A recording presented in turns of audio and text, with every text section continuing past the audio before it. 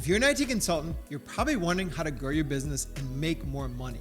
The number one question I hear consultants ask is, how do I get more clients? But what if I told you that getting more clients isn't the best way to make more money? In today's episode, I'm going to be breaking down how you can grow your business and make more money as a consultant without having to get more clients. My name is Brandon Michaels. I've been an IT consultant for more than 2 decades, and I've grown my business to multiple 6 figures per year in income by doing exactly what I'm going to share with you here, starting with the problem of how do I get more clients? Now, whenever we ask the question, like how do I get more clients, the important thing is to make sure that we're not making any assumptions by asking the question. So first of all, let's start with, why is this a problem? Why is getting more clients our problem? By definition, a problem is just something to be solved. So we can ask the question first, what if I don't solve the problem? Well, if I don't solve the problem getting more clients, I won't have more clients. If I don't have more clients, I won't have any more projects. And if I don't have any more projects, I'm not going to get paid for any more projects. And if I don't get paid for any more projects, I won't have any income. And if I don't have any income, I won't be able to make a living. Now, what if I do solve the problem of getting more clients? If I do solve the problem, that means I'll have more projects. And when I complete those projects, I'll get paid for those projects. So if I get paid for those projects, I will be able to pay my bills. And if I'm able to pay my bills, then I'll be able to make a living. So we need to ask the question, does having more clients mean that I'll make more money? Well, yes. Let's look at an easy example. Let's say I'm able to get 5 more clients, and for each of those clients, I do a small project. Let's say the project is $5,000 each. So 5 clients, $5,000 worth of projects for each client. When I complete those projects, I'll have earned $25,000. The question is, how long is it going to take me to complete those 5 projects? It could take a week. And in that case, I'm doing pretty good. Now, if it takes a month to complete those 5 projects, for any independent consultant, that's a pretty solid month. But what if it takes a year to complete those 5 projects? And there is a reason it could take a year, as we'll talk about in a few minutes. Is more clients then the solution? Are we actually asking the right question? In other words, what is the real problem? If getting more clients could result in either a really good week or not such a great year, what is the real problem we're trying to address? And the way we figure out what the real problem is to understand what's the real pain. If we're able to make the pain go away, then we've come to our solution. If, on the other hand, if we don't address the right problem, our pain is just going to continue. Here's an everyday example. So recently I went to the dentist and I had a pain in my tooth, somewhere in the back. And when the dentist went in and was probing around, I couldn't really feel that pain again. So he explained to me this thing called pain transference or referred pain. And that's a phenomenon where sometimes you have a pain in one area of your body, but you feel it in another. He said that's what makes it difficult to be able to pinpoint exactly which tooth the pain is coming from. In the same way, if we don't address the correct pain with our consulting practice, we're not going to get the solution that we want. Another thing to keep in mind is to beware of solutions that just create more problems. Here's the truth about more clients. More clients will definitely result in a few things. One, more administrative work. So anytime you have a new client, you're going to need to onboard that new client. Every time you have a new client, you're going to have more emails that go back and forth. Every time you have a new client, there's going to be more billing. There's going to be more support work. There are also some things that you may not have any control over. I call these variables. With every new client, you're going to have the possibility that that client doesn't give you timely results, doesn't give you timely responses. For example, if you have a question by email, clients don't always get back to you right away.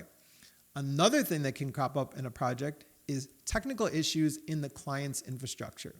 That's something that's out of your control, something that you don't have any ability to fix. They're going to have to fix it. Now, let's say your client has half a dozen projects going on at any one time, and yours is only one of them. How quickly do you think they're going to be able to fix the technical issue in their infrastructure so that you can move forward? These kinds of bottlenecks in projects are things that can take that project that might have only taken you a week under perfect circumstances and stretch it out to months.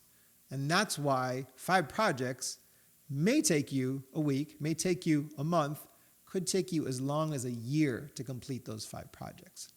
And what happens then is the more you have those kinds of delays and more administrative work, at some point you'll reach a tipping point where you're going to have to hire help. You're going to have to hire administrative help. Maybe you're going to have to hire, if you have enough projects going at the same time, you might have to hire some subcontractors. All of that is going to give you less profit. So again, we need to identify what is the real pain point. And the way to think about that is, what is the one thing? There's a famous book by Gary Keller, it's called The One Thing. And he asks the question, what is the one thing such that if you're able to solve that, it would make everything else easier or unnecessary?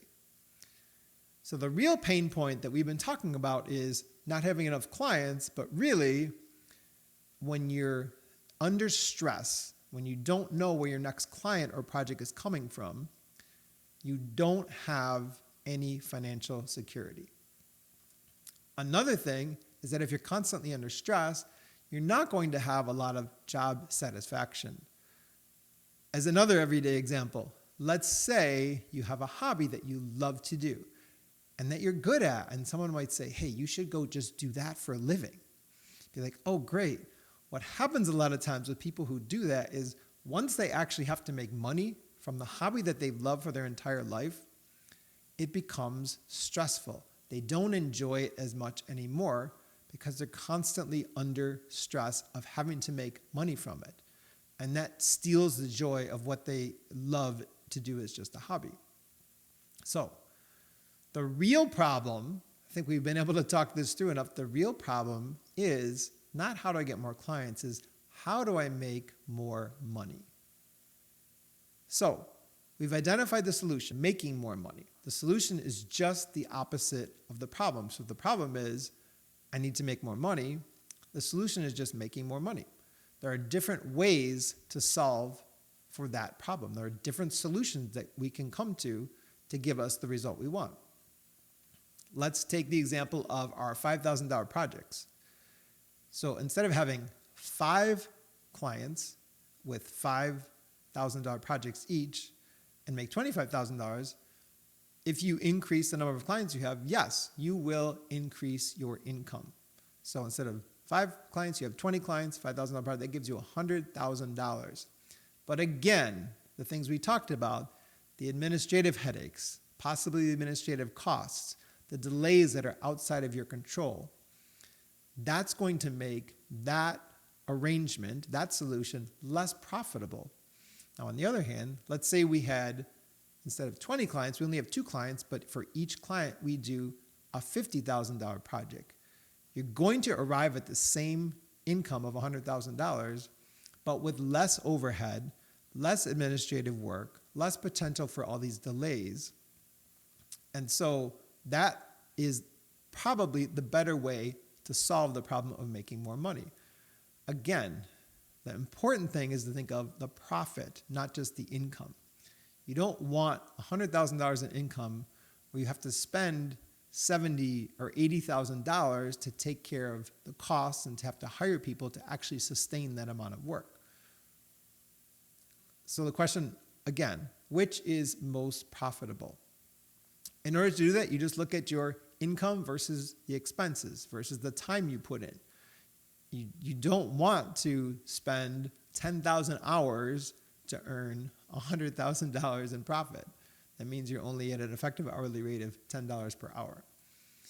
Another thing to really keep in mind is current income versus long-term. So you can have 20 clients who you just run through $5,000 projects. A lot of times those lower value projects, they're not always going to lead to more work. However, if you build the relationship with a client through doing higher value work for them, through doing deeper work for them, through helping them to really achieve some business wins, that's more likely going to give you a long-term relationship with that client. So what we want to optimize for are two things: the high value work, the higher value projects, plus that lifetime customer value, that longer term perspective where maybe the next year you get another $50,000 project for them, and another couple of years you get another one, or maybe even a bigger project for them because you've proven to them that you can deliver a solution that gives them a real business result. And that brings us to your offer. When we talk about doing high value work, in order to get high value clients to do high value work for, what you offer needs to be valuable. It needs to provide high value. So we hear that term thrown around a lot. People say you need to provide value, you need to provide more value, you need to provide high value. What does that exactly mean? Your value is only ever from the perspective of your client. And you can think of this in terms of a value ladder. The lowest rung on the value ladder is, you could say to your client, I'm good at what I do. Truth is, that's just table stakes. Everyone who is a consultant better be good at what they do. You could also say, I have experience. Well, again, you should have experience. I would hate for a company to work for a client. I hate for a company to work with a consultant who doesn't have any experience in the area that they're doing work in. And you could also say, hey, I will beat any competitor's price. I'm the most cost-effective solution. That is just a race for the bottom. That's going to make it very challenging for you to continue on for any length of time in a consulting career. A medium level of value is, let's say you can do the project quickly. That provides some level of value to your client, because if they can get to market, if they have this first mover advantage in bringing something to market, that's going to give them an advantage over their competitors. Also, if you have specific domain knowledge, so if you're working in a particular industry, a particular vertical, and you can offer domain knowledge to the extent that they don't have to train you, that there's much less of a learning curve that you have to scale in order for you to implement your solution, they're going to see that as a medium level of value. Or if you have authority in a particular framework and a particular technology, maybe a database or a software or a framework or a platform, that's going to give, again, your client some level of value, some medium level of value. And another one is mitigating risk. If you can provide a solution that helps them to have a more secure implementation, maybe database redundancy, maybe a more secure online presence, something that's going to help them to have less exposure in the marketplace, less exposure to their systems, that also is a medium level of value to clients. The high value work is always going to be centered around an actual business result that hits their bottom line. So something that's going to multiply their revenue. Maybe what you implement, the solution you provide, is going to allow them to 2x, 3x, 5x, maybe even 10x their revenue. Or on the savings side, maybe you can cut their expenses in a particular area in half. That way they can actually take that money that they save and deploy it towards something that's going to be more of a profit center.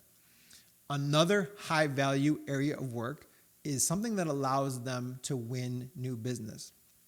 A few years ago, I was working on a business intelligence implementation for a client, and they knew that once they put this, once we implemented this solution for them, they were going to be able to win new business because no one else out there had what we were implementing, the business intelligence solution that we were implementing.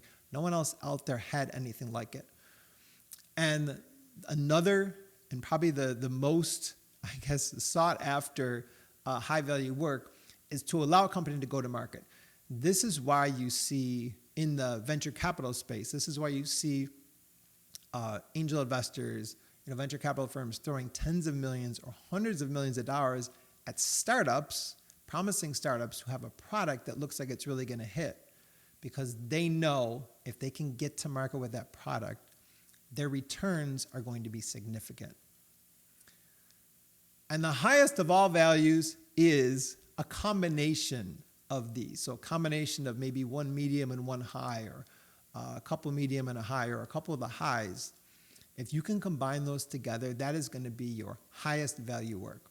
If you have any questions about consulting, leave a comment below. Thank you so much for watching, and I'll see you in the next video.